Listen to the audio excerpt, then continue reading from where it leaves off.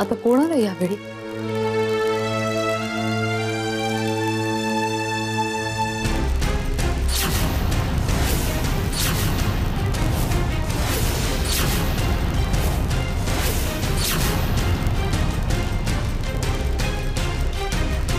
Surprised?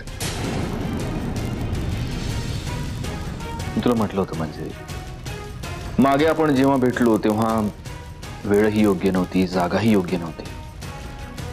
बोलायचं तर बरंच काही होतं तुझ्याशी. मगाशी फोनवर बोलून कळलं की तू घरात एकटीच आहेस.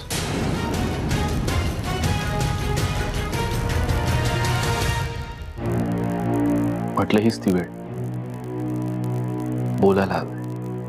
बोलायचंच असेल तर दारात कशाला? आत्या,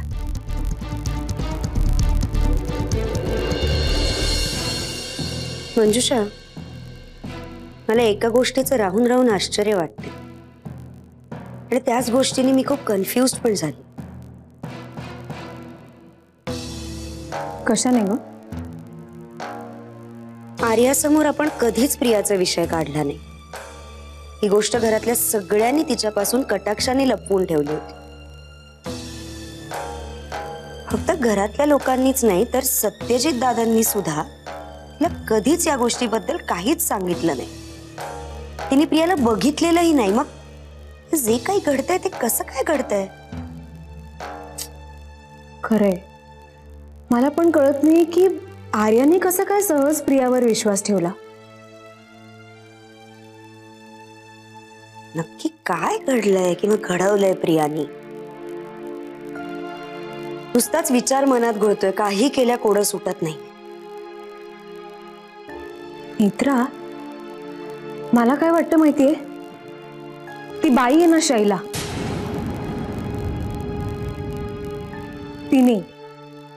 तिने आर्याला प्रियाबद्दल सगळं सांगितलं. तिनेच तिला पट्टी पडवलीये.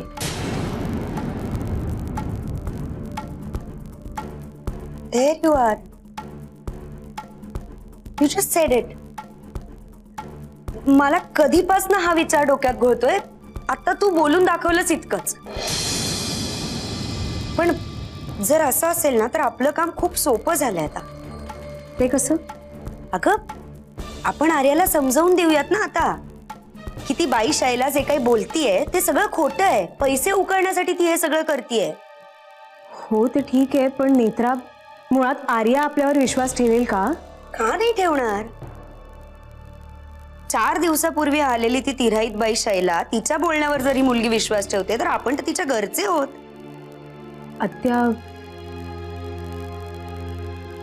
आत्या, हे बघा, आपण ना विनाकारण काळजी करत होतो गेले 2-3 दिवस. आर्याला समजावणं खूप सोपं आहे. तिच्या मनात जे काही भरवलंय ना ते सगळं शैलानी भरवलंय. त्याच्यामुळे आता फक्त तिला एवढंच सांगायचंय की ती बाई खोटं बोलत होती, फसवत होती आपल्याला.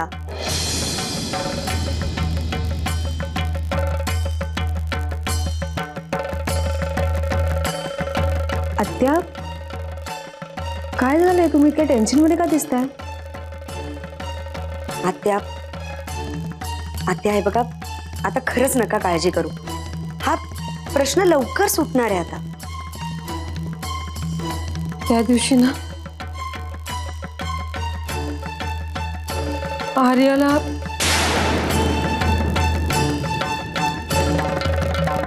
हा फोटो तुला कुठं गावला? ते भंगारच्या खोलीत मिळाला. आत्याजी, हा कोणाचा फोटो आहे? तुला भूक लागली असेल ना? चल चल. आत्या, ती कोण आहे? असेल कुणाचा बी. तू चल म्हणलं ना जेवायला. आत्याजी, ती माझी मम्मा आहे. Swear on me. ते खोटी स्वेअर घेतली तर माणूस. असं काहीतरी अभद्र बोलू नकस. आत्या, ती माझी मम्माच आहे ना?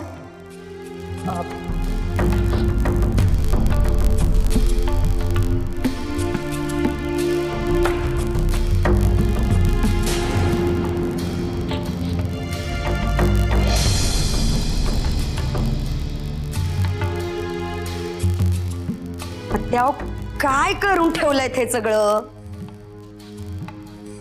त्यावेळी आर्याच्या डोळ्यातलं पाणी नाही पावलं माझ्यानं. हा, आणि तुम्ही सगळं घडाघडा सांगून मोकळ्या झालात. हो, पुढे काय होईल याचा जरा तरी विचार करायचात ना आत्या. अगं प्रिया अचानक अशी घरला येईल आणि हे समजा घडत, असं नाही वाटलं त्यावेळेला. खरंच नाही वाटलं. आणि तुम्हाला कोणाला घरातल्या लोकांना सांगावंसही वाटलं नाही ना? हो, लपवून का ठेवलं आमच्यापासनं? तेव्हाच कळलं असतं तर तेव्हाच काहीतरी करता आलं असतं ना. नेत्रा प्लीज, तू आत्ता आत्यानं काही बोलू नकोस. कधी कधी इमोशन्स मनावर हावी झाले की असं करून बसतो आपण. असू दे आता. आणि आत्या, तुम्ही नका काळजी करू. मला असं वाटतं की दादा परत आला ना कीच काहीतरी तोडगा निघेल ह्यावर. तीच तर काळजी वाटते मला. सत्य आला आणि त्याला हे समजा कळलं तर तो काय करेल, काय बोलल?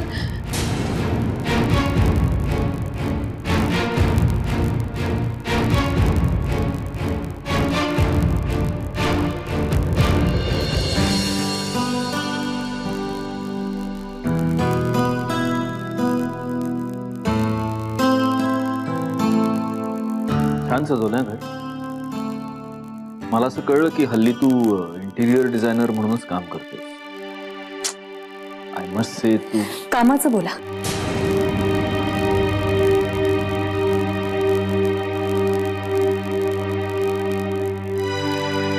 का नाहीशी झालीस अचानक माझ्या मुलीला घेऊन? का तोडलंस स्वतःला माझ्यापासून असं? आपण आधीच तुटलो होते सत्याचे. घटस्फोटानंतर मी काय करायचं हा सर्वस्वी माझा निर्णय होता. म्हणून अशी पळून गेलीस चोरासारखी? मंजिरी, तू निघून गेलीस. चल, मी एक वेळ मान्य केलं, पण तुझे काका काकू सुद्धा काहीही मागमूस न ठेवता अचानक नाहीसे झाले. कशासाठी? कोर्टानं मला माझ्या मुलीपासून तोडलंच होतं, पण तू जे केलंस ना त्यासाठी. ठीक आहे, ठीक आहे, चुकले मी. माफी मागते मी तुमची. ठीक आहे, अशी माफी? मग आता काय करू मी? पाया पडू का तुमच्या? बोल माझ्याशी. एकदा शांतपणे ऐकून घे माझं. मला तुम्हाला तुमच्या वागण्याचा पश्चाताप होतोय, तेच ना? हे याआधी खूप वेळा सांगितलंय तुम्ही मला सत्याची. तुमच्यात आणि माझ्यात सांगण्यासारखं ऐकण्यासारखं आता काहीच उरलेलं नाहीये. त्यामुळे त्याच गोष्टी आपण पुन्हा पुन्हा नको उघडायला, प्लीज. ठीक आहे, पण मी शुभ्राला भेटलो तर त्याचे कायदेशीर परिणाम काय होतील हे माहिती आहे ना तुम्हाला? मी तक्रार करणार नाही, पण बाबांची गॅरंटी मी नाही देऊ शकत.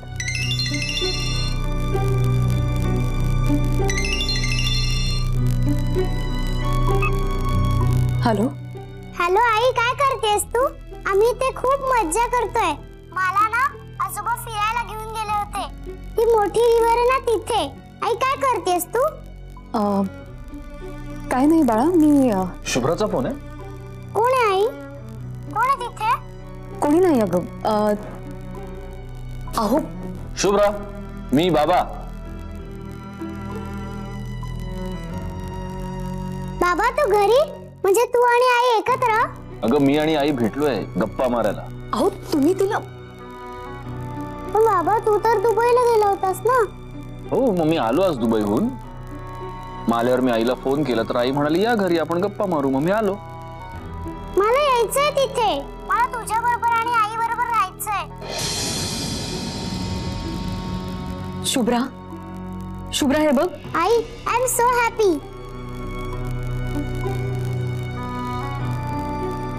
शुभ्रा, सोना तू आता नाशिकला आहेस ना? तू परत आलीस की आपण तिघही भेटू एकत्र. म्हणजे तू रोज येणार मला भेटायला? आपण एकत्र राहायचं?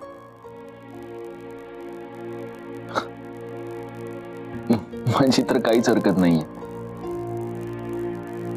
तुझ्या आईला विचारतो. आई, शुभ्रा, शुभ्रा फोन ठेव. पण आई. शुभ्रा फोन ठेव म्हणाले ना मी. बाबा I love you. I love you too बेटा. शुभ्रा, शुभ्रा फोन ठेव, आपण नंतर बोलूया भेटल्यावर.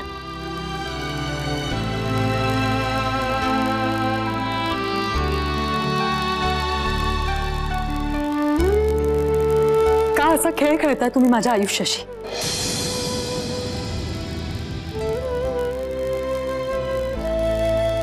व्हायचा तो खेळ खंडोबा झालाय मंजिरी, आपल्या दोघांच्याही आयुष्याचा.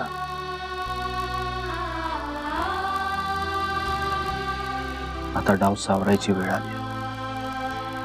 हात सोडा माझा. इतक्या वर्षात शुभ्राच्या आवाजात एवढा आनंद ऐकला होतास कधी? आज तिची आई आणि तिचे बाबा एका छताखाली एकत्र आहेत. ही गोष्ट फक्त ऐकून आभाळ ठेंगणं झालंय त्या मुलीला.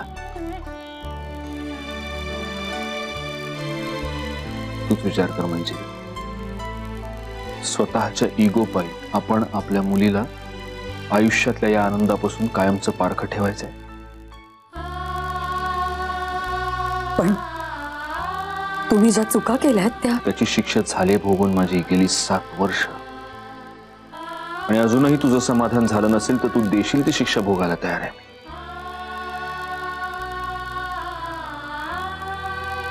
मंजिरी, तुझ्यापासून लांब राहणं हीच सगळ्यात मोठी शिक्षा होती माझ्यासाठी.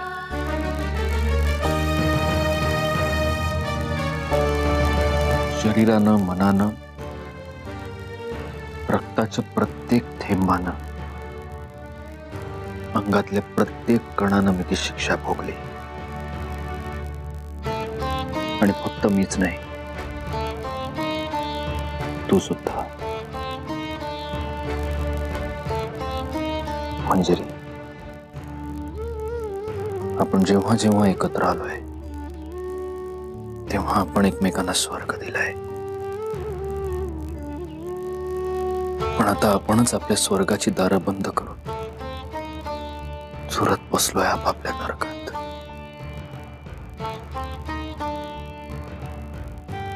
आज मला जाणवतंय मी गेली 7 वर्ष किती कठोर शिक्षा भोगत होतो ते.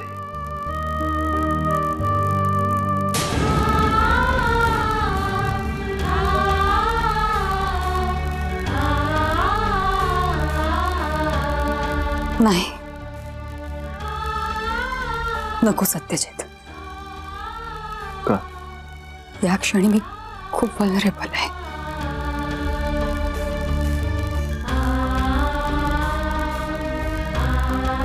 हो, गेली 7 वर्ष मी सुद्धा सुरते. कपाटात बंद करून ठेवलंय मी माझं आयुष्य. आदर्श आईचा, मुलीचा मुखवटा घेऊन वावरते मी. पण त्या मागच्या वेदना माझ्या मलाच माहिती आहेत. या क्षणाची खूप भीती होती मला सत्यजित. तुम्ही आणि मी 4 भिंतींच्या एकांतात असं समोरासमोर आल्यावर मी सुद्धा विरघळून जाईन माहिती होतं मला. आता सुद्धा कड्याच्या टोकावर उभी आहे मी.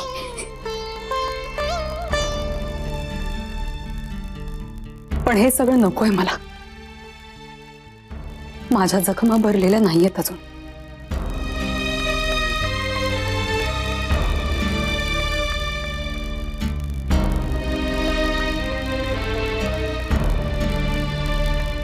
Fair enough. तुझ्यासाठी आणखीन कठीण नाही करायचंय मला. जातोय मी.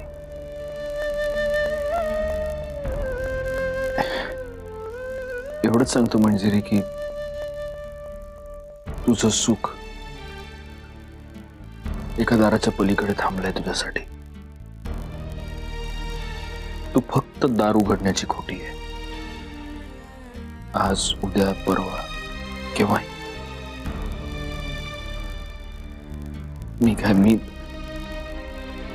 मी थांबलोच आहे तुझी वाट बघत त्या दाराच्या पलीकडे.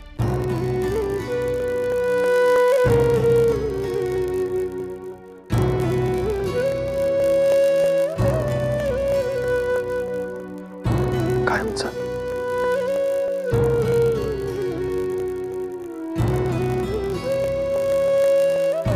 येतो.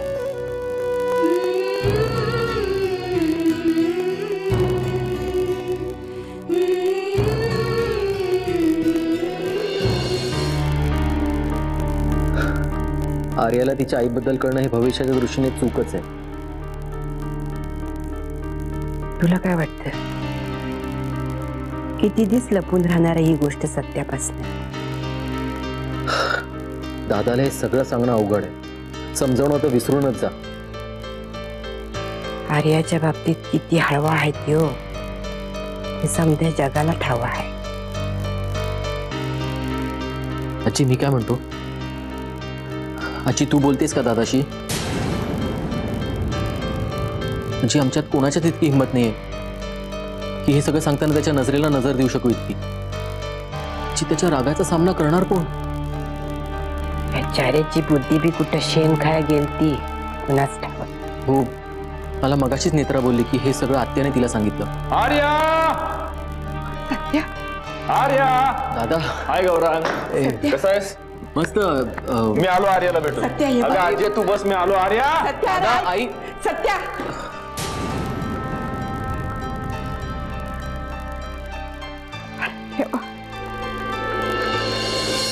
आर्या आर्या इथे बसलेस होय? मला वाटलं माझा आवाज ऐकल्यावर धावत येशील बाहेर. लिंबाची फोड, आंब्याची काप. मी तुझी लेक, तू माझा बाप. तुला खूप मिस केलं सोना दुबईमध्ये. आता पुढच्या वेळेला आपण दोघांनी जायचं फिरायला. आणि तुला माहितीये मी तुझ्यासाठी दुबईवरनं काय सरप्राईज आणलंय? ओळख पाहू. बाबा मी पण तुमच्यासाठी एक सरप्राईज आणलंय. हो काय? मी मम्माला परत आणली आहे.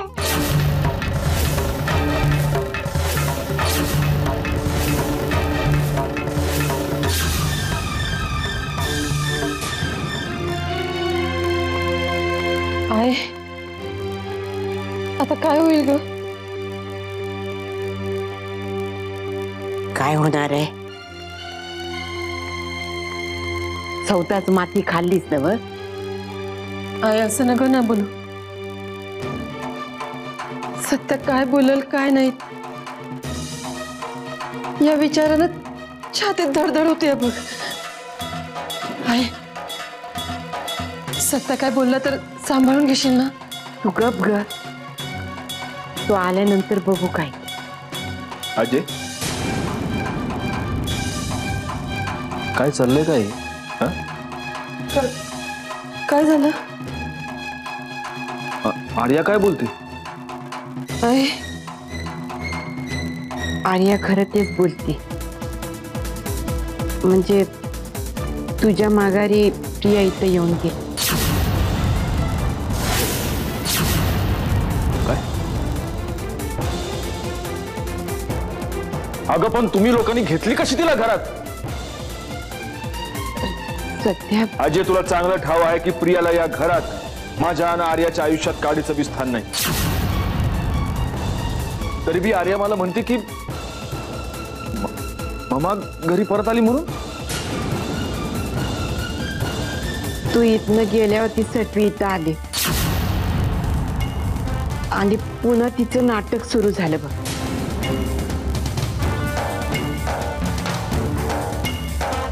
नाही नाही थांब, पण मला एक गोष्ट कळत नाही. आर्याला आजपर्यंत तिच्या आईबद्दल काही बी माहिती नाही. तिनं मला जवळ विचारलं तर आम्ही तिला हेच सांगितलं की तिची आई देवाक गेली. मग ही प्रियाच तिची आई आहे हे तिला कसं कळलं? कुणी सांगितलं कोणी तिला?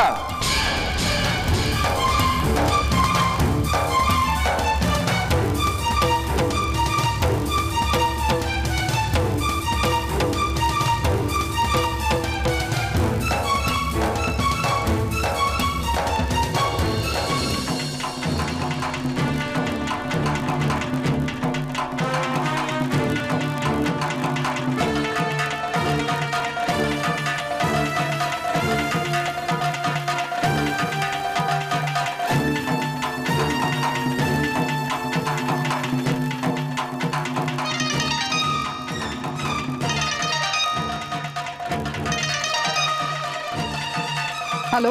हॅलो मम्मा, मी आर्या बोलतेय. हाय डॉल, कशी आहेस? मम्मा, मला तुझी खूप आठवण येते. मलाही तुझी खूप आठवण येते बाळा.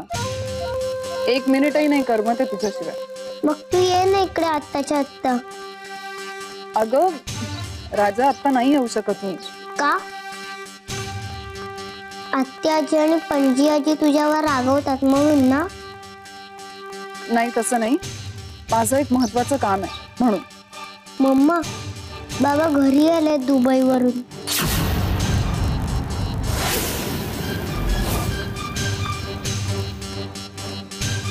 हो, मग ठीक आहे. बाबा आलेत ना आता. आता मी येते तुला भेटायला. नुसतं भेटायला नको, राहायलाच ये. तू, मी आणि बाबा आपण तिघही मजेत राहूया. नक्की. चल, आता मी फोन ठेवते, नंतर बोलते. हा doll, bye. Mama, I miss you. I miss you too, doll. I love you. Bye.